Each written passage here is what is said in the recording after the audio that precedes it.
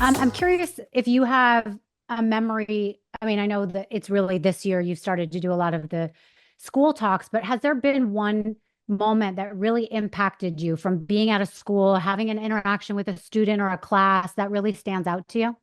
Yeah, there's a handful. And you know, inevitably, whenever I speak in schools, I focus on the one.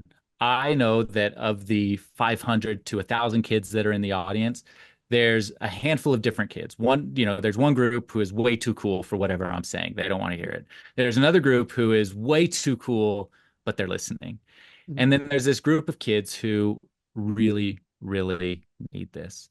Yeah. And and I've had handfuls of experience where a student will come down to me afterwards, tears in their eyes, and just say, thank you. This is exactly what I needed to hear today. I'll get Mm. Instagram messages on Instagram that say, you know, one said, it's always interesting how the right person comes into your life at exactly the right time.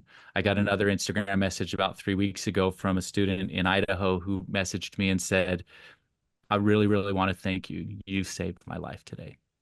And there's Wow. these moments, what we don't understand as parents is that when we give our kids smartphones too soon, the mental the mental toll it takes on their lives is way more amplified than we could possibly imagine.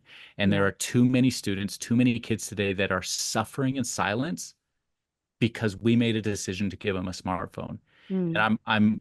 I'm grateful that I have the opportunity to go in schools and just talk to these kids and try and save a few of them because in the moment we don't know which kids are struggling, but we Right. do have an opportunity to change their life for the better. So And sometimes it's the kids you least expect.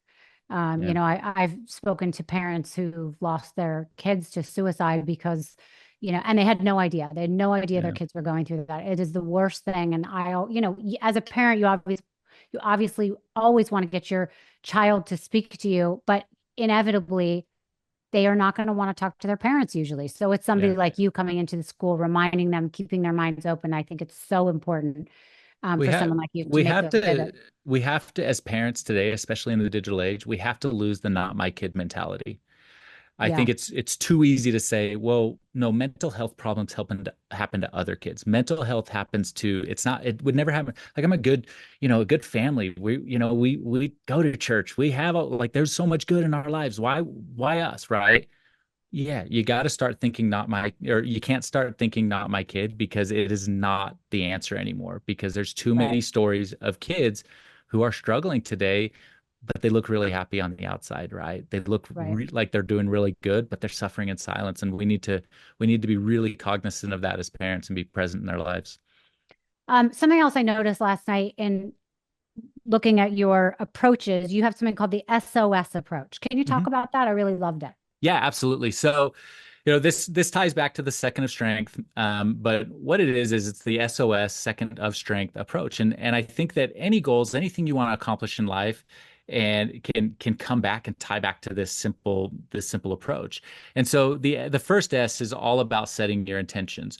What do you want to have happen? And I think if we are in this life struggling in any given moment, well, pay attention to what's your goal? What are you aiming for? What are you pushing for? So set your intentions. In your house, it might be you want to have happy kids. In fact, I think that the goal of most parents is we want to have happy kids. We want to help them reach their potential. And then we want to help them become good adults. Those are the Mhm. things that we want to have happen in our home.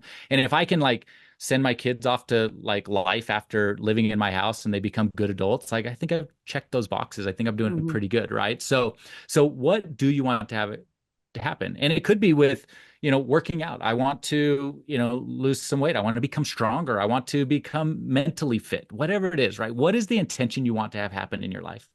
From there, the O is observe your behavior. So this is where awareness comes in. We have to get really, really good at being aware of how we're doing on that path. Where are we at? What are we doing? And because when we're observing our behavior, then we can step into the third S, which is shift.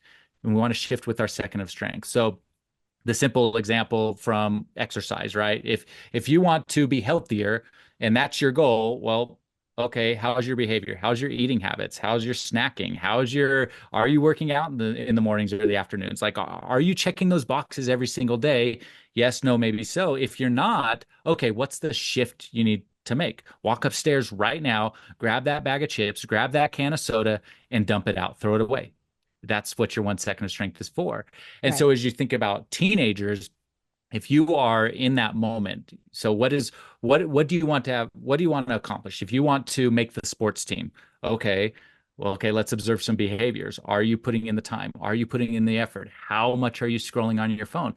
How many minutes a day are you spending on Instagram? How many minutes a day are you spending on TikTok, on Snapchat? Is it adding up to 71 days?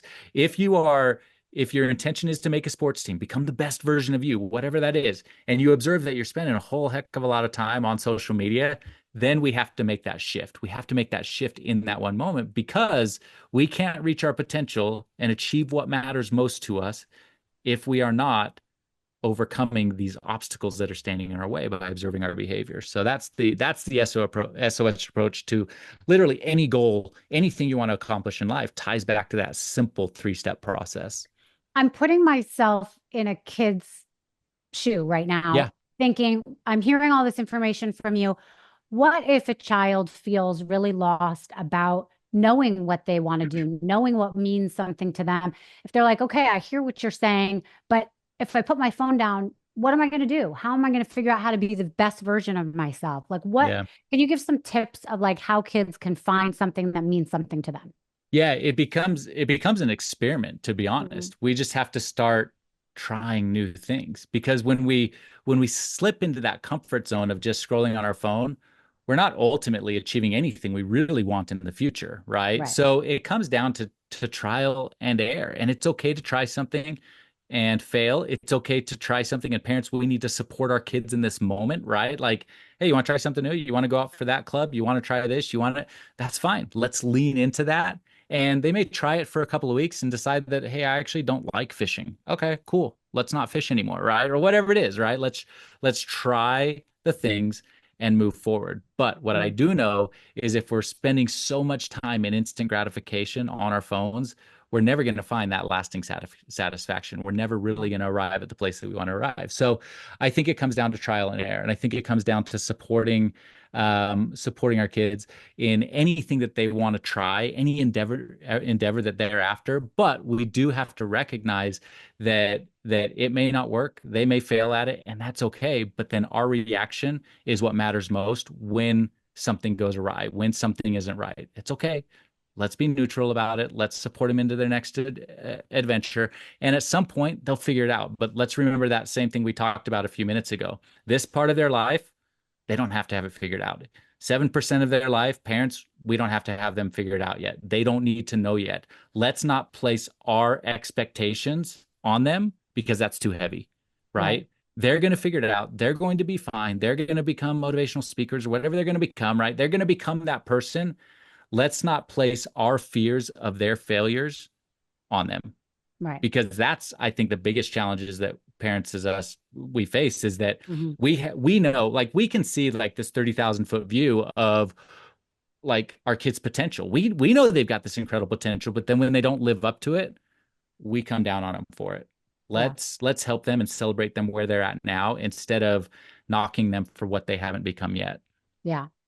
My last question for you. I know you've said a lot of good stuff here. If you could say three things to teenagers that are the most important things that you think out of all this, education that you've come up with and done, and experience you've had, what would be the three most important things that you think teenagers need to know?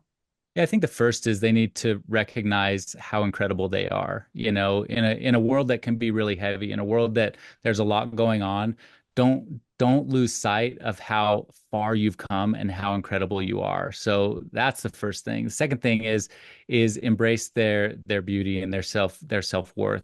I think that too many teenagers are giving that power of their value away to other people. They're giving it away to their friends. They're giving it away to influencers online. They're giving it away to so many different outside entities that they forget that their self-worth cannot be determined by anybody else, and particularly not by a like, a share, or a view on social media. There's it just doesn't come from that. And then Mm. the last thing is that they just have to stop letting social media and their smartphones steal their happiness, and that they have the power to walk away from it in any given moment. That's what that 1 second of strength is for. They have the power to walk away, and that freedom, that weight that gets lifted off your shoulders in any given moment when you choose to walk away from those things is life changing. And they, even at 12 years old, even at 10 years old, even at 15, 16, 17, and even at 40 something, we have the power to walk away from the things that are hurting our heart and step into our greatest happiness. And that's all it takes, is that one little second of strength to do it. It's never too late, no matter your age. Very good advice. Tell people where they can hear more of this kind of thing from you. You have a podcast, yeah? I do. I have the Second of Strength podcast. You can find it, I think, anywhere where podcasts are out. You can find me on Instagram at Real Tanner Clark.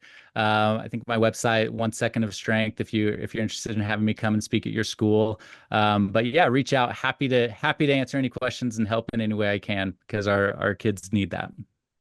Thank you so much, Tanner. Thank you.